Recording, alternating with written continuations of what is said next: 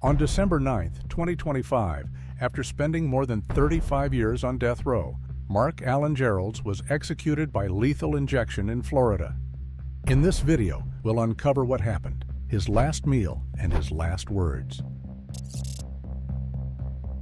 It was just after 3:15 in the afternoon on February 1st, 1989, when 8-year-old Bart Pettibone came home from school. But this time, something felt wrong. His mother's car wasn't in the driveway as usual, and the front door was locked. He used his key to go through the carport door and cautiously walked toward the house. He left his books just inside the door, took off his shoes, and walked into the kitchen, still expecting to see his mother there. But what he saw would stay with him forever. His mother, 33-year-old Tressa Lynn Pettibone, was lying on the kitchen floor. Her hands were bound with plastic ties and blood pooled around her. She wasn't moving, and there was far too much blood for Bart to understand. For a long moment, he couldn't make sense of what he was seeing. Then panic hit. At the same moment, a car pulled up outside. It was Kelly Strasiner, a family friend who came to drop off Bart's older sister Blythe from school. Bart ran to her to tell her what he saw, and Kelly followed him inside, her heart pounding before she even saw the scene.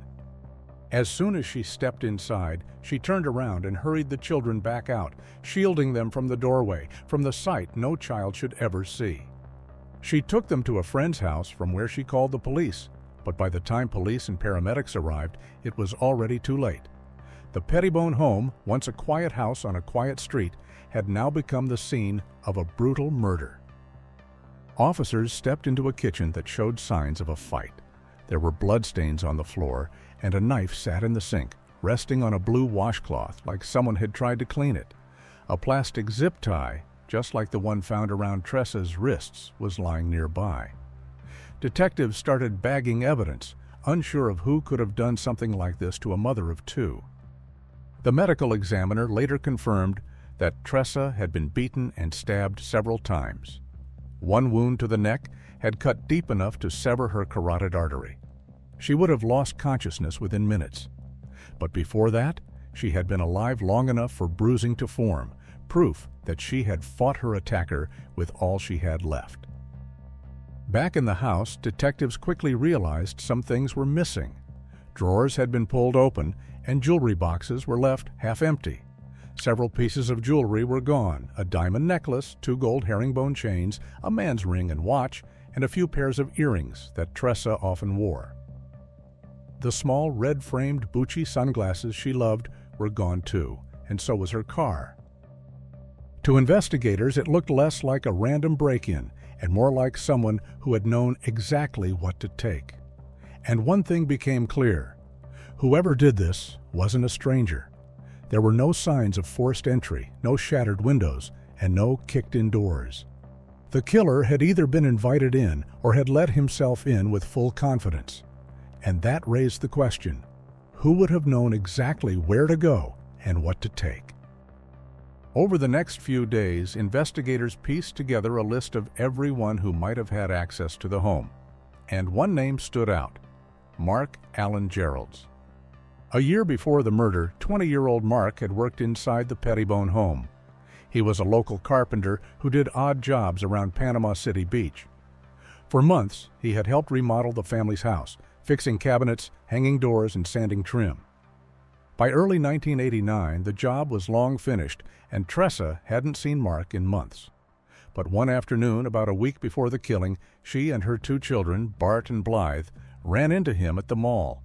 They were standing at a cinnamon roll stand when they bumped into each other. Mark asked how the family was doing, how the house held up, and if they might have some work for him coming up, since he could really use the money. Tressa told him that her husband was away for business at the moment, but they would discuss it after he got back. And that was all Mark needed to know. Later that same day, he spotted Bart again in the mall arcade, and he walked over to talk to him. He didn't ask about school or baseball or anything a kid might expect. Instead, he asked Bart when his father was coming home, what time he and his sister left for school, and when they usually came back. At the time, Bart didn't think anything of it. But looking back, those questions weren't random. They were calculated, carefully gathering details for what would come next. In the days after the murder, detectives began closing in on Mark. The case was built on circumstantial evidence, but it was strong, and it was stacking up fast. Just hours after Tressa was killed, Mark had walked into a pawn shop in Panama City Beach. He laid a gold herringbone necklace on the counter, the same kind Tressa's daughter said her mother always wore, and the pawn ticket had Mark's name on it. When police later tested a reddish stain on that necklace, the lab confirmed it was blood matching Tressa's blood type. This was enough to move quickly. Officers arrested Mark on February 3, 1989, 2 days after the attack on Tressa. At first, he claimed he was innocent. He said he had been working on a fiberglass boat that day and had stopped by his grandfather's house to shower. His grandfather, Douglas Freeman, confirmed that Mark had come around 11:30 that morning to take a shower. But he also told the police that he was carrying gloves, a pair of red sunglasses, and a bag.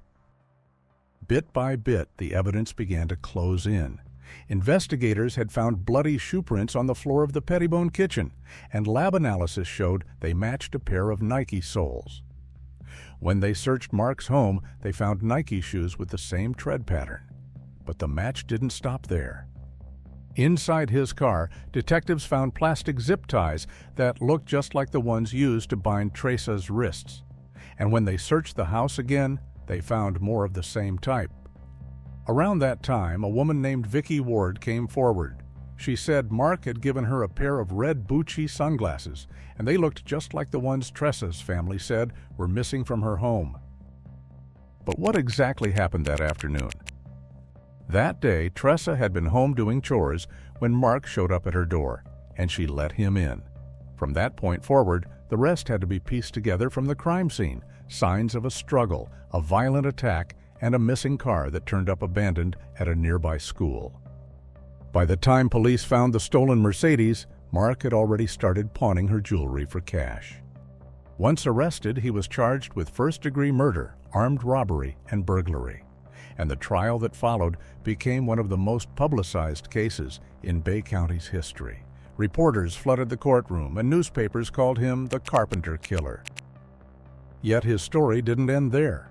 Weeks before his trial, he had tried to run.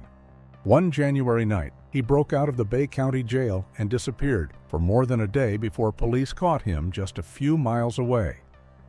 The escape only made things worse. The newspapers called him a danger to the public, and the prosecution used it to argue he had no respect for the law. During his trial in 1990, prosecutors told the jury that Mark's motive was simple: money. He knew Tressa's husband was away and thought she would be an easy target. But when she resisted, he turned violent. They said the way she was tied up, the way the scene was staged, showed control and planning. But Mark's lawyers argued something different. They said he was a troubled man who had grown up in a strict and divided home. His parents had divorced when he was young, and he had drifted from job to job, never finding stability. They told jurors that while he may have stolen, he didn't mean to kill anyone, that what happened in there was panic, not premeditation. They pointed out that he hadn't even brought a weapon with him that day. He had taken a knife from the kitchen, a sign, they said, that violence was never part of his plan. But the jury didn't believe this, and after just a few hours of deliberation, they found Mark guilty of first-degree murder. Later, at sentencing, they recommended death, and the judge agreed. On April 17, 1990, he sentenced Mark Allen Geralds to die in Florida's electric chair. For the next 35 years, Mark sat on death row at Florida State Prison, and like so many others, he fought his sentence from behind bars, appeal after appeal, year after year. He claimed his trial had been unfair, that jurors were biased because of the media coverage, and that evidence had been mishandled. He even argued that his childhood and mental health should have spared him from execution. But every appeal ended the same way. The courts reviewed the evidence, the jewelry, the blood, the pawn slip, the matching shoe prints, and turned him down. Then, in 2025, The fight was finally over when the Florida Supreme Court signed his death warrant. He was scheduled to die on December 9th, 2025. That morning, Mark woke up at 5:45 a.m. inside Florida State Prison. Like every inmate facing execution, he was given the option to request a special final meal, but he turned it down. According to the prison spokesperson, no visitors came to see him, and he also chose not to meet with a spiritual advisor. So, in those final hours, Mark Geralds faced the end completely alone, quietly, and with no one by his side. Just before 6 p.m., he was led to the execution chamber. When asked if he had any final words, Mark spoke directly to someone in the viewing room. "I'm sorry that I missed you," he said softly. Then he added, "I loved you every day." No one was sure exactly who he was speaking to, but his words hung in the room with a quiet weight. When the injection began, he took several deep breaths, his chest rising and falling as the drugs took effect. There were a few moments of slight movement, small twitches, his mouth opening and closing. And then he gradually grew still. Within 3 to 4 minutes, Mark showed no further movement. He was pronounced dead at 6:15 p.m. Mark Allen Geralds was 58 years old. What do you think? Has justice been served? Let us know your thoughts in the comments.